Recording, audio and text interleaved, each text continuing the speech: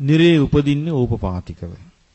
ඕපපාතික උපදිනවයි කියන්නේ මෙතනින් හුස්ම ටික යනකටම උපදිනවා. ඉපදිච්ච ගමන්ම ඇවිල්ලා අල්ල ගන්නවා කියලා තියෙනවා. කවුද?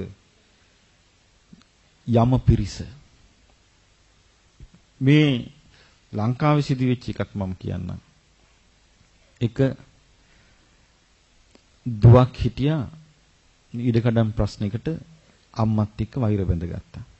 බැන්න නින්දා කළා. අන්තිමට මේ ඉස්කෝලේ ගුරුවරියා දුවට පිළිකාව හැදුනා. හැදිලා පිළිකා රෝහලේ ඉඳලා රෝහලෙන් කෝ සනීප කරන්න බෑ කියලා ගෙදර ගෙනාවා. දුව හිටපු ගෙදර.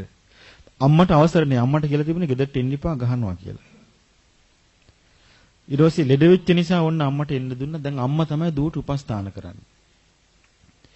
දවසක් මොකද වුනේ මේ දුව එකපාරට මැදෙන් නැගිටලා උඩ විසි වෙලා කෑ ගැහුවා මෙන්න අම්මේ දී ගිනි ගන්නවන්න ගිනි දැල් එනවා කියලා ගෙට.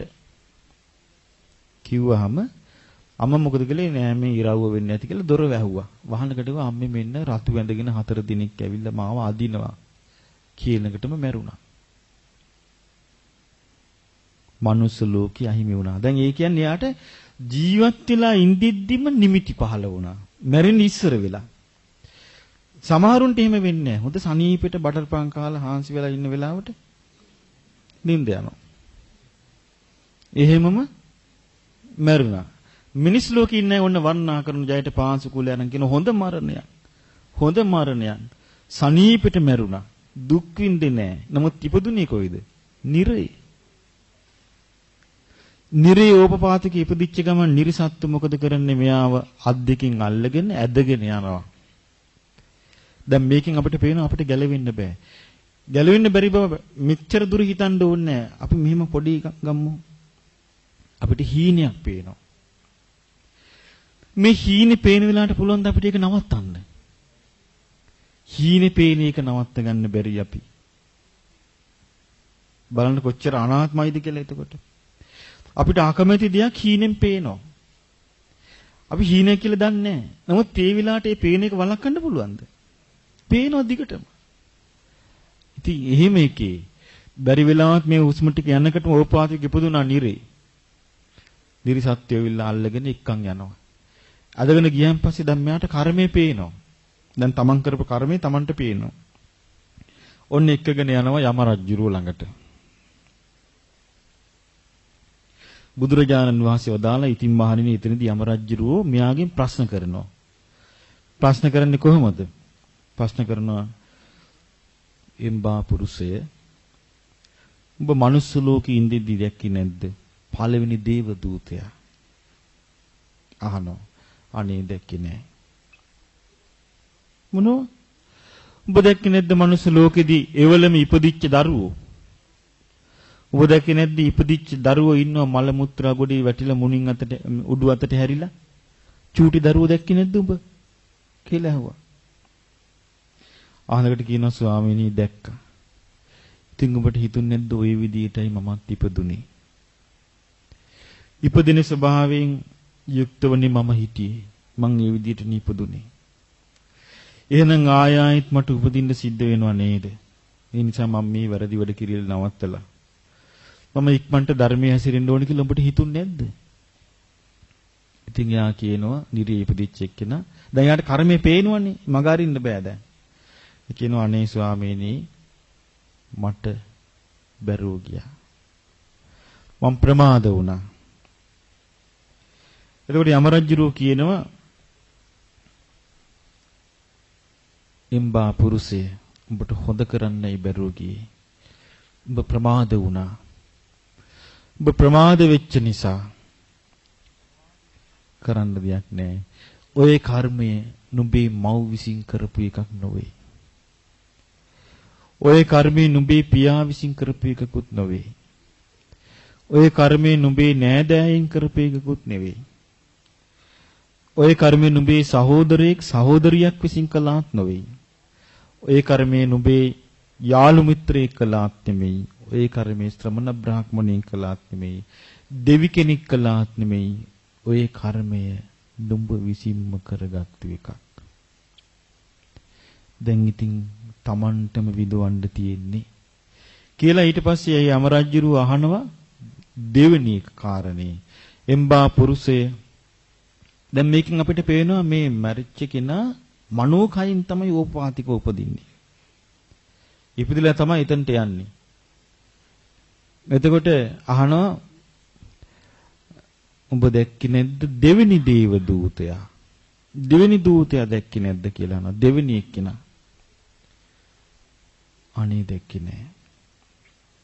ඇයි උඹ දැක්කේ නැද්ද හොඳටම වයසට ගිය අවුරුදු 80 90 100 වෙච්ච ආච්චිලා සීයලා හැරමිටි ගහගෙන කොණ්ඩේ ඔක්කොම ඉදිලා දත් වැටිලා හැම රැළ වැටිලා කුදු වෙලා උඹ දැක්කේ නැද්ද මේ ආච්චිලා සීයලා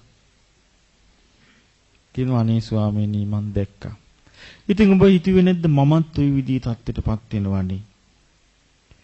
මමත් ওই විදිහට වයසට යනවනේ. මමත් ওই විදිහට ඔත්පල වෙනවනේ. මමත් ওই විදිහට දුර්වල වෙනවනේ. ওই විදිහට වයසට ගිහිල්ලා දුර්වල වෙන්න කලින් මං කොහොම හරි යහපතේ හැසිරෙන්න ඕනේ අධර්මයෙන් වෙන් වෙන්න ඕනේ කියලා උඹ හිතුවේ නැද්ද? ඉතින් එතකොට යම රජුරන්ට මෙයා උත්තර දෙනවා අනේ ස්වාමීනි මට බැරුව ගියා. අනේ ස්වාමීනි මම ප්‍රමාද වුණා. එතකොට යම රජුරු කියන ප්‍රමාද වුණා නම් කරන්න දෙයක් නැහැ. මේක නුඹේ මව් කළාත් නෙමෙයි. මේක නුඹේ පියා කළ දෙයක්ුත් නෙමෙයි. මේක නුඹේ දරුවෙක් කරපු එකකුත් නෙමෙයි. සහෝදරයෙක් කරපු එකකුත් නෙමෙයි. සහෝදරියක් කළ දෙයක්ුත් නෙමෙයි. නෑදෑයෙක් කළ දෙයක්ුත් නෙමෙයි. යාළු මිත්‍රයෙක් කර දෙයක්ුත් නෙමෙයි. ශ්‍රමණ බ්‍රාහ්මණයෙන් කරපු දෙයක්ුත් නෙමෙයි. දෙවි කෙනෙක් කරපු දෙයක්ුත් නෙමෙයි. මේ කර්මය නුඹ විසින්ම කරගත්තු එකක්. ඒ නිසා නුඹම මේකට විඳවන්න ඕන. ඊළඟට බුදුරජාණන් වහන්සේ භික්ෂුන් වහන්සේලාට කියන මහණෙනි ඊට පස්සේ යමරජුරුව ඒ පුද්ගලයාගෙන් අහනවා තුන්වෙනි දේව දූතයා ගැන. තුන්වෙනි දේව දූතයා ගැන අහනවා එම්බා පුරුෂය නුඹ දැක්කේ නැද්ද තුන්වෙනි දේව දූතයෙක් ඔය මනුස්ස ලෝකේ ඉන්නවා. අනේ ස්වාමීනි දැක්කේ නේ මොනවා ඔබ දැක්කේ නැද්ද ලෙඩ වෙච්ච අය? ඔබ දැක්කේ නැද්ද රෝගීන් ඉන්නවා මල මූත්‍රා ගොඩේ වැටිලා? ඔබ දැක්කේ නැද්ද නොඒක ආකාරයට ලෙඩ දුක් හැදිලා දුක් විඳින මිනිස්සුන්ව? අනුන් විසින් නැගිටවන්න ඕනේ, අනුන් විසින් හාන්සි කරවන්න ඕනේ, අනුන් විසින් කවන්න පොවන්න ඕනේ. ඔබ දැක්කේ නැද්ද? අනේ ස්වාමීනි දැක්කා. ඉතින් ඔබ දැක්කනම් ඔබ කල්පනා කරන්න ඉපෑ මමත් මේ වගේ ලෙඩ වෙන කෙනෙක්.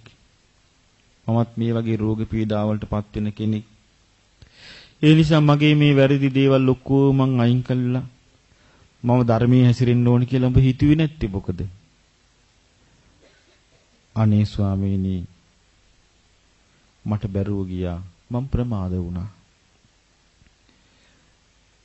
එතකොට බුදුරජාණන් වහන්සේ කියනවා එතකොට මහණෙනි අර යම රජුරෝ ඒ පුරුෂයාට කියනවා කරන්න දෙයක් නැහැ. ප්‍රමාද වෙච්ච කෙනෙකුට විඳවන්න තියෙන දේ තමයි ඔය කර්මය.